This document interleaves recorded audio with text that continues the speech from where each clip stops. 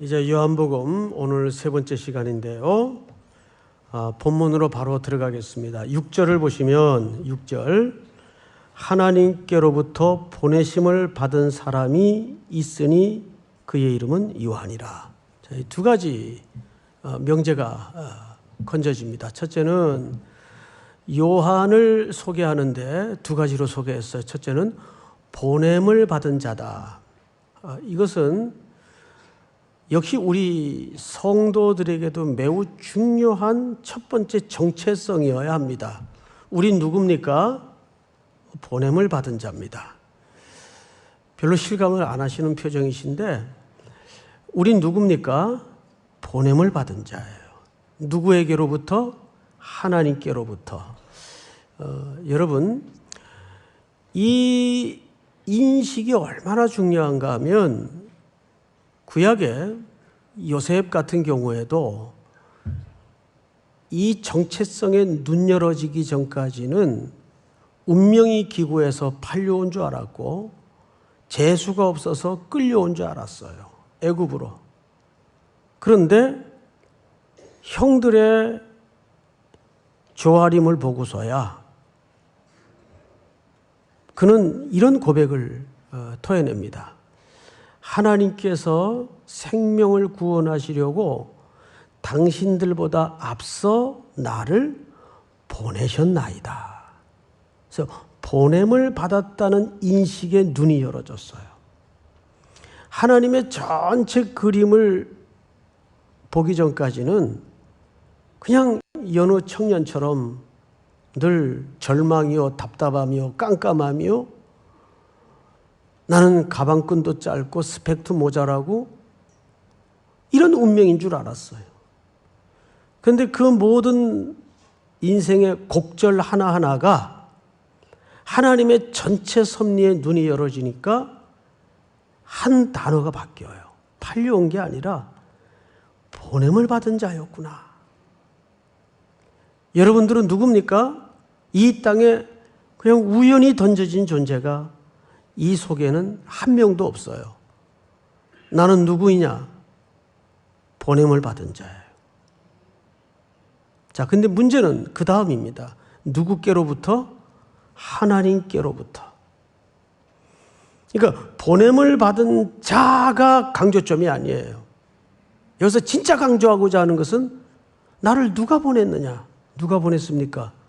전능자이시오 창조주이신 주권자이신 하나님이 나를 이 세상에 보냈다는 사실입니다. 그러니까 이 가운데에는 어느 한 생명도 그냥 우연히 왔다가 우연히 가는 인생도 없고 어쩌다 태어난 인생도 없습니다. 믿습니까? 이 두 가지 명제는 요한의 자기 소개 이전에 우리 하나님의 자녀이면 새롭게 가져야 될 자기 정체성이에요. 첫째, 나는 누구인가? 그럼 여러분들 이렇게 대답을 하세요. 보냄을 받은 자입니다. 그렇게 하십시다. 여러분들은 누굽니까? 여러분들을 보내신 분은 누구십니까? 그 사실을 진짜 고백으로 살아내기를 바랍니다. 믿습니까? 예. 이거는 어마어마하게 중요한 자기 고백이어야 하고 정체성의 확인이어야 합니다. 오늘 이 두 가지만 놓고도 여러분 깊이 하나님의 섭리 안으로 들어갈 수 있어야 됩니다. 나는 누구인가? 나는 이 땅에 보냄을 받은 자다. 누가 나를 보내셨는가? 하나님이 보내셨다. 자, 그렇다면 그 보내신 뭐가 있을까요? 목적이 있을 거 아니에요. 목적이 뭘까요? 자, 7절을 보십시다. 이렇게 돼요. 그가 뭐하러 왔으니? 자, 그러면 이거보다 더 선명한 설명이 있을 수 있을까요? 하나님은 세례 요한을 이 땅에 뭐하러 보냈어요? 증언하도록 하기 위해서 보냈어요. 무엇에 대한 증언입니까? 빛에 대해서, 그 빛은 곧 누구시죠? 예수 그리스도예요. 그 빛에 대해서 증언을 하기 위해 이 땅에 보냈습니다. 여기서 말하는 증언이라는 것은 협의적인 의미에서, 좁은 의미에서 그저 선교하고 전도하는 것에만 국한시킨 게 아니에요. 우리 길고 먼 인생의 노정을 다 가리키는 거예요. 우리 길고 먼 인생의 순례길에서 누구를 증언해내야 합니까? 그리스도를 증언해내야 됩니다. 그것이 우리를 이 땅에 보내신 하나님의 목적이에요. 자, 그렇다면 여기에는 두 가지 삶의 방식이 있어요. 어떤 이에게는 물질도 주시고 은사도 주시고 탤런트도 주시고 지위와 명예도 주셔서 인생을 살게 하실 수 있어요. 또 어떤 이에게는 아무것도 안 줘요. 돈도 없고 그렇다고 뭐 별다른 재주도 없고 그럴 수 있잖아요. 편차가. 그러면 하나님의 아들이신 예수 그리스도를 증언하기 위해서는 없는 쪽이 나을까요? 있는 쪽이 나을까요? 예? 있는 쪽이 나아요? 예. 글쎄요. 일단 그렇다고 합시다. 그런데 그렇게 은사와 특권과 명예와 물질을 주셨는데 그 성공적이듯 보이는 삶을 통해서 그리스도가 드러나지 않는다면 그건 인생의 장식품에 불과해요. 그런 인생을 성공이라고 부를 수는 없죠. 인생은 뭐가 성공인가 하면 있든 없든 그 기준이 중요한 게 아니고 그 인생 길에서 그리스도가 빛으로 증언되어져야 되는 삶이 진짜 성공적인 삶입니다. 그러면 없는 쪽은 그런 영광과 증언도 못하겠네요? 아니죠. 없는 쪽은 이렇게 증언할 수 있어요. 없지만, 약하지만, 없고 약함을 통해서 얼마든지 그리스도의 주되심을 증언하고 드러낼 수 있어요, 없어요? 그 사람이 없고 약한데도 무너지지 않더라고요. 그것 때문에 전전긍긍하는 삶을 살지 않더라고요. 그 없고 약함 속에서도 계속해서 그리스도의 주되심이 고백되어지고 드러날 수 있다면 그런 인생을 통해서도 어떻게 할까요? 하나님이 증언을 받으세요. 자, 그러면 여기서 비교를 좀 해봅시다. 어느 쪽이 더 쉬울 것 같아요?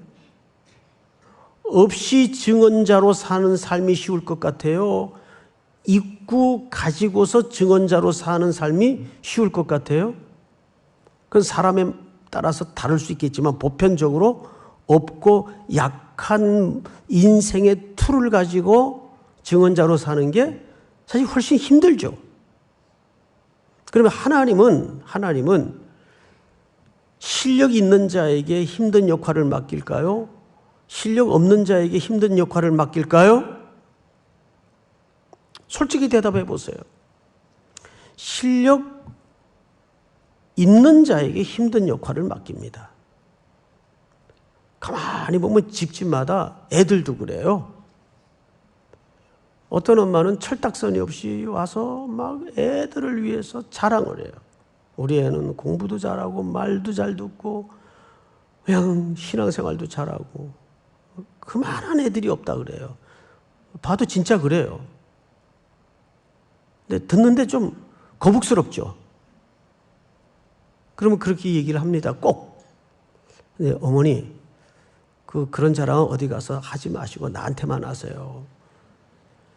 원래 실력이 없는 엄마한테 괜찮은 애들을 맡기는 법이에요. 응? 실력이 있는 엄마한테는 험한 애들을 맡기는 법입니다. 이거는 이쪽을 위로하려고 하는 말이 절대 아니에요. 하나님은 공평합니다. 그러니까 인생도 그렇더라고요. 항상 저 외진 강원도 산골에 83세 평균 할머니 8분 모시고 20년, 30년을 목숨 걸듯 목회하는 친구들이 있어요. 그 아무나 할 수 있을 것 같아요? 송태현 같으면 어린 반푼어치도 없어요. 그러니까 실력 없는 사람들한테는 그렇게 어렵고 험한 사역을 안 맡깁니다. 실력이 되는 친구들한테 맡기는 거예요. 그러니까 우리는 자랑할 게 없어요. 은혜라는 단어 외에는 답이 없어요. 신앙이라는 게 원래. 그러니까 여기 요한을 보낸 것은 증언을 위해서 보냈어요. 근데 증언의 방식은 다양하다고요. 전부 가지고 있어야만 증언자가 되는 건 아니에요. 없이 살아도, 누추하게 살아도, 약해도 그 약함을 통해서 그리스도를 그리스도로 드러낼 수가 있는 겁니다. 자, 그런데 성경을 좀 보십시다. 7절. 그가 증언하러 왔으니 곧 빛에 대하여 증언하고 모든 사람이 자기로 말미암아 믿게 하려 함이라. 여기 모든 사람이라는 표현이 있어요. 그러면 그 빛이 온 세상에 비치면 그 빛에 조명되어진 사람들은 다 구원을 얻는다는 얘기일까요? 모든, 이렇게 돼 있어요. 모든 사람이 자기로 말미암아 믿게 하려 함이라. 이게 목적이에요. 믿게 하려 하는 게 목적이에요. 그런데 이 말은 그러면 모든 사람이 구원을 얻는다는 얘기가 아니고 목적은 그건데 그 조명되어진 드러난 계시의 빛에 두 종류가 나누어진다고요. 어떤 이는 그 빛을 거부해요. 어떤 이는 그 빛을 받아들여요. 예수를 수십 년 믿어도 이 결론 앞에서는 경이로운 감격을 늘 가질 수밖에 없어요. 내가 어쩌다 예수를 믿게 됐나? 내가 어쩌다가 하나님을 나의 아버지로 고백할 수 있었고 그분을 창조주로 내 아버지로 내가 인지하고 고백할 수 있었을까? 믿어지는데 이해는 안 돼요. 솔직히 말해서. 그러니까 경이로운 감격밖에는 없어요. 우리는 여기서 칼빈이 말하는 선택의 교리가 아니라 성경이 말하는 선택의 교리 앞에 성경의 증언 앞에 입을 다물게 되는 거죠. 에베소서 2장 8, 9, 10절은 이렇게 증언합니다. 띄워주세요.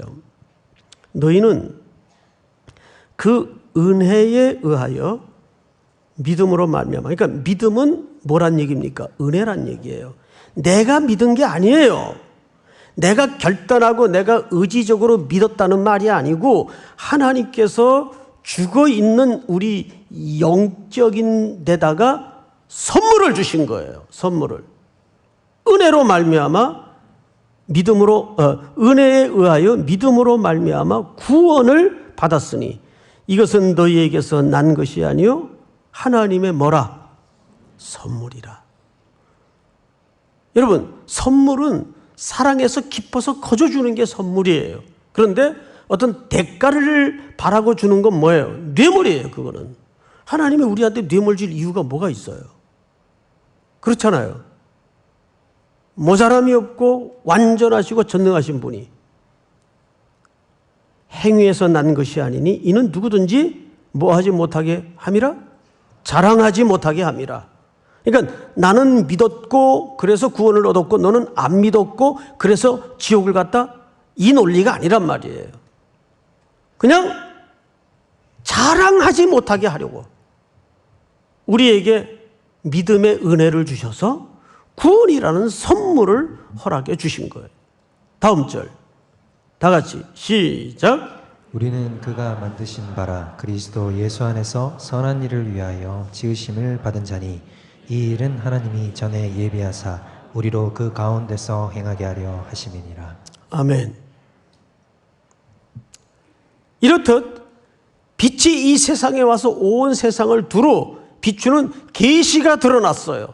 계시의 주체자이신 예수 그리스도가 이 땅에 드러났어요. 그런데 빛은 골고루 비칩니까? 여기만 비치고 여기는 안 비칩니까? 빛은 그런 법은 없어요. 제가 수십 년 살았지만 여태까지 태양이 그렇게 비추인 적은 못 봤어요. 언제나 온 세상에 태양이 뜨면 모든 세상에 다 빛이 비추어요. 예수 그리스도가 계시로 온 세상에 드러났어요.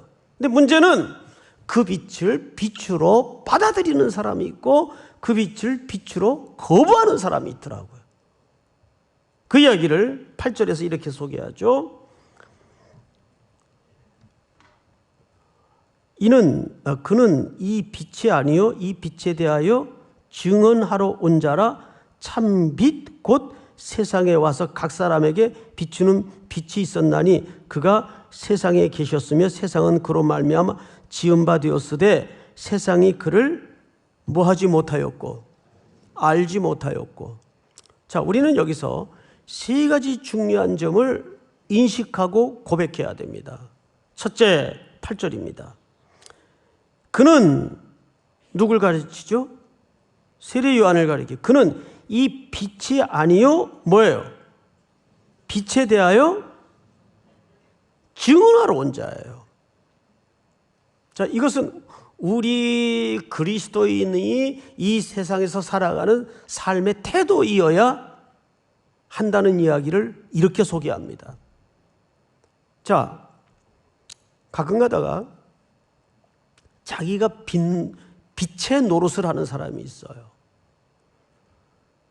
내가 좋은 부모 만나서 좋은 머리 받고 태어나서 내가 밤잠 안 자고 노력했기 때문에 이만한 결과가 나왔다. 자본주의 사회에서 내가 벌어서 내가 쓰고 내가 누리는 거 누가 뭐라 그래. 이것은 가히 일반적인 율법주의적 사고예요. 자기가 심어서 자기가 거둔다는 논리예요. 우리는 모든 사고의 기초를 십자가와 은혜의 논리에서 생각하지 않으면 안 됩니다. 하나님께서 우리에게 주시는 분도 하나님이시고 걷어가시는 분도 하나님이세요. 머리가 좋습니까? 하나님이 좋게 하셨겠죠. 당연히. 그러니까 은혜 아닌 것이 한 군데도 없어요. 그런데 자기가 빛인 줄 알아요. 하나님이 좋은 머리를 주셨고 좋은 것을 주셨으면 그것을 통해서 그리스도를 증언하라고 주신 거예요. 하나님이 약함을 주셨고 가난함을 주셨다면 그것을 통해서 그리스도를 증언하라고 그 역할을 맡긴 거예요. 믿습니까? 자, 그런데 구절을 잘 보시면 참빛, 자, 예수님을 가끔은 이렇게 표현을 성경에서 합니다. 참떡, 참포도나무, 여긴 참빛. 이제 요한복음에는 이 개념이 굉장히 자주 등장을 합니다. 자, 여러분, 참의 반대 개념은 뭘까요? 그렇게 대답할 줄 알았어요.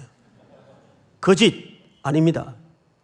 여기서 말하는 참의 의미는 거짓의 반대 개념으로서 참이 아니에요. 여기서 말하고자 하는 참의 개념은 본질적이고 궁극적인 것을 얘기합니다. 다시요. 여기서 말하는 참이라는 것은 우리 인간이 만나야 될 본질적이고 궁극적인 것을 얘기하는 거예요. 그런 개념으로서의 참이지 거짓의 반대 개념으로서의 참이 아니에요. 자, 그런데 문제는 그 참된 빛, 곧 세상에 와서 각 사람에게 비치는 빛이 있었는데 그가 세상에 계셨으며 세상은 그로 말미암아 지은 바 되었으되 세상에 그를 뭐하였다? 알지 못하였다. 이 알다라는 개념이 등장을 해요. 우리 앞서 시간에 로고스라는 배경에 대해 설명을 드릴 때 헬라적 배경만 담고 있는 것이 아니라 그 실질적인 내용은 어느 배경에서 왔다고요? 구약의 배경에서 왔다고요. 하나님께서 말씀으로 세상을 창조하셨고 하나님께서 말씀으로 우리를 언약하셨고 하나님께서 말씀으로 그것을 구원하셨어요. 자, 그런데 오늘 성경에 보니까 이렇게 되어 있어요. 세상이 그를 알지 못했다. 여기 알지 못했다라는 말은 그래서 정보의 개념이 아닙니다. 자, 문재인 대통령 다 알죠? 우리 대한민국 사람들이면 세계인들도 다 알고 뭐 인터넷 검색해 보면 그거의 출생서부터 좋아하는 음식까지 다 나와요. 아주 미주알 고주알 다 나와요. 그래서 우리가 그분을 아는 겁니까? 여기서 말하는 알미라는 것은 지식적인 정보의 개념을 말하는 것이 아니고 관계적 개념을 얘기하는 거예요. 여러분들이 문재인 대통령을 또는 저를 알려면 저하고 어떻게 해야 됩니까? 살아야 돼요. 한 집에서 먹고 자고 평소에 저 사람이 언제 신경질적이고 그리고 나를 어떻게 생각하고 어떻게 교제하고 이거 관계적인 걸 얘기하는 거예요.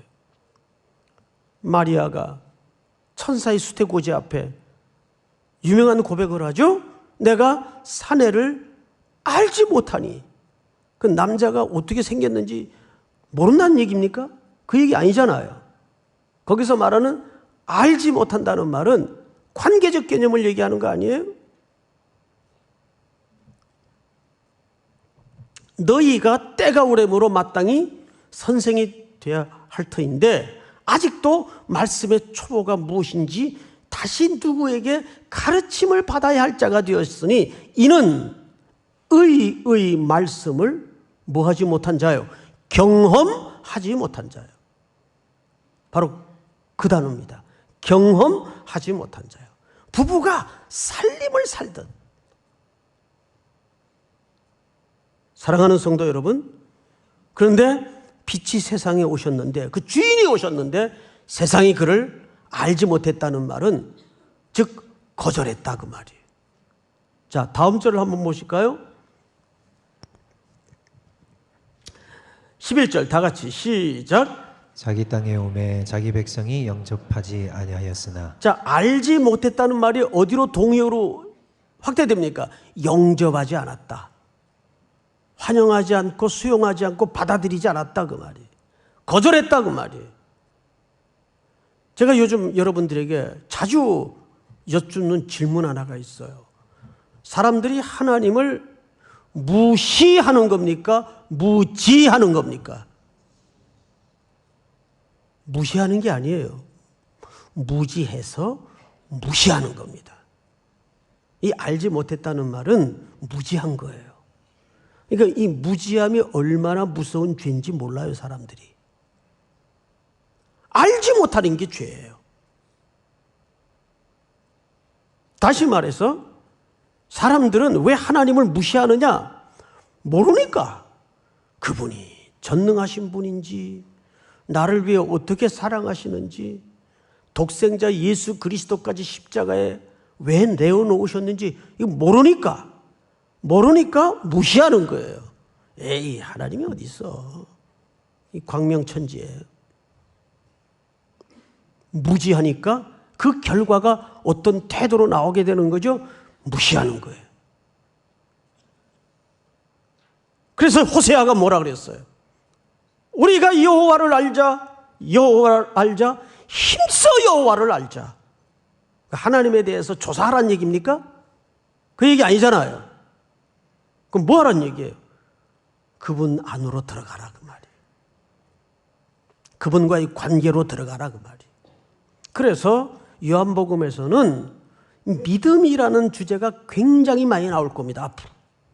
내가 예수 그리스도를 영접한 것도 믿음인데, 물론 선물이지만 믿음인데, 그걸로 믿음이 다 완성이 되는 게 아니란 말이에요. 이제 그 믿음의 문을 넘어서서 더 깊은 믿음의 세계로 들어가야 돼요. 대문 지나면 내실로 들어가야 될 거 아니에요.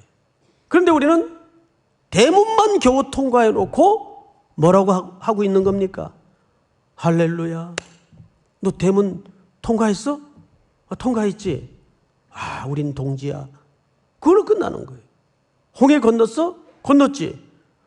계속 홍해 해변가에서 우리는 모닥불 피워놓고 홍해를 걷는 놀라운 감격에 젖어 있는 거예요. 조개 껍질 먹고 뭐 그러면서, 응? 해변가에서 빛이 파라솔 밑에서 선탠 해가면서, 그리고는 계속 홍해 걷는 감격만 우려먹는 거죠. 이야, 건너올 때 장난 아니었어. 물은 하나님이 다 갈라놨는데 그 감격에 젖어 있으면 어떡하자는 거예요.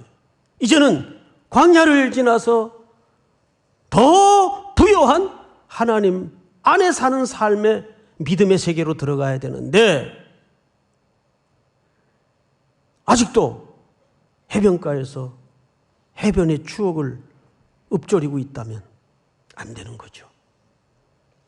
우리 신앙은 요한복음 강해를 통해서 더 깊은 믿음의 세계로, 하나님을 경험하고 말씀을 아는 세계로 들어가야 돼요. 믿습니까? 자, 성경을 보세요. 그러나 이제 위대한 반전이 벌어지는데 12절, 영접하는 자 곧 그 이름을 믿는 자들의, 여기서도 믿는이라는 표현이 등장하죠. 자들에게는 하나님의 자녀가 되는, 자, 여기 되는, 자, 앞을 보세요. 된다라는 말이 기노마이라는 말을 쓰는데, 이 기노마이라는 말이 창조 때 쓰는 표현이에요. 그러니까 하나님께서 우리를 하나님의 자녀로 새로 그리스도를 통해서 뭐 하는 겁니까? 창조하시는 거예요. 새 창조. 첫 아담은 실패했지만 둘째 아담으로, 마지막 아담이자 둘째 아담으로 오신 예수 그리스도 안에서 우리를 새로 빚고 창조하시는 거예요. 그 말이 하나님의 자녀가 되는 이라는 이 되는 단어에 걸려 있는 겁니다. 그다음에 성경을 보십시다. 12절에 되는 뭘 주셨습니까? 권세. 자, 여러분, 권세라는 말은 능력 이런 의미가 아니에요. 특권이란 뜻입니다. 정확한 개념은 특권. 우리가 세상에 조그만 특권을 가져도 그거 행세하고 싶어서 얼마나 속에서 분출하고 싶은 욕망이 있습니까? 조그만 권력만 있어도. 자루 속에 송곳이 삐져나오고 싶어서 발버둥을 치잖아요. 여기 정확하게 특권이란 뜻입니다. 근데 누구의 특권이에요? 하나님의 자녀가 된 특권이에요. 여러분, 이 특권을 이 세상에서 얼마나 누리고 알고 사용하고 살고 있습니까? 그런 의미에서 하나님의 자녀가 된 우리들에게는 세상 아무리 어마어마한 분 앞에 어마어마한 어떤 것에 위축되거나 쫄아들 아무 이유가 없어요.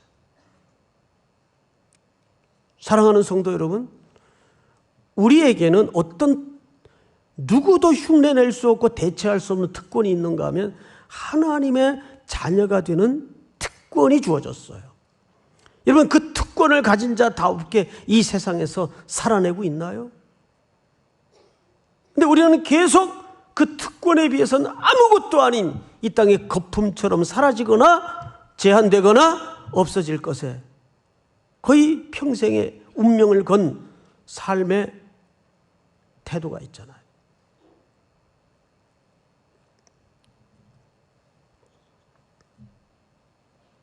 그 생각만 한번 해보십시오. 하나님의 자녀가 되는 특권.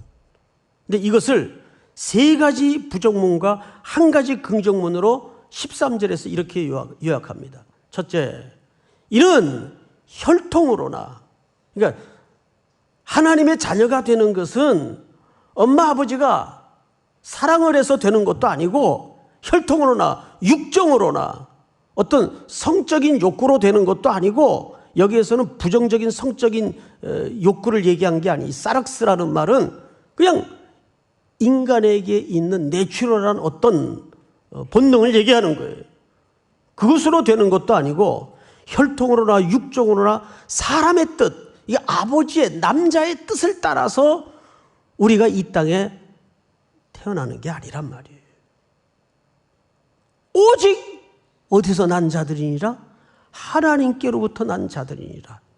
하나님의 자녀가 되었다는 것은 이 인식을 우리가 근본적인 측면에서 새롭게 해야 돼요. 우리가 위로 난 자들입니다. 예수 그리스도께서 위로 오셔서 우리에게 자녀되는 특권의 도구가 되어주신 것처럼, 방법이 되어주신 것처럼, 그러기에 우리가 하나님의 자녀가 되는 특권을 갖게 된 겁니다. 영접하는 자, 곧 그 이름을 믿는 자들에게는 하나님의 자녀가 되는 권세를 주셨으니 이는 혈통으로나 육정으로나 사람의 뜻으로 난 것이 아니요 오직 어디서 난 자들이니라? 하나님께서 난 자들이니라. 믿습니까? 이제 요한복음이 맞춰질 즈음에는 여러분들의 신앙의 단계가 저 깊은 하나님의 내면에 저 안방으로까지 들어가서 그리스도가 신랑 되시고 여러분들은 그분의 신부가 되셔서 그분과 먹고 마시는 놀라운 영적인 부여를 경험하는 은혜가 있기를 주님의 이름으로 축원하고 축복합니다. 우리 다 일어나십시다. 오직 예수뿐이네.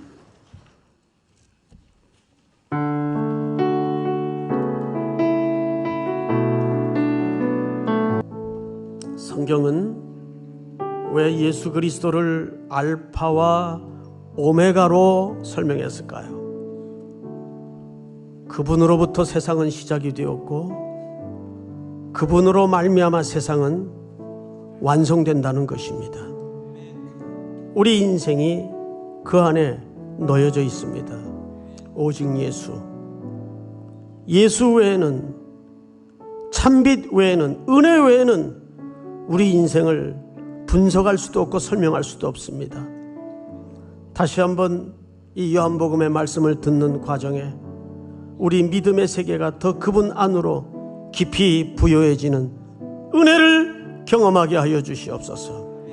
오늘 주신 말씀 붙들고 나는 보냄을 받은 자입니다. 그리고 하나님이 요한을 보내듯 나를 이 땅에 보내셨습니다. 왜요?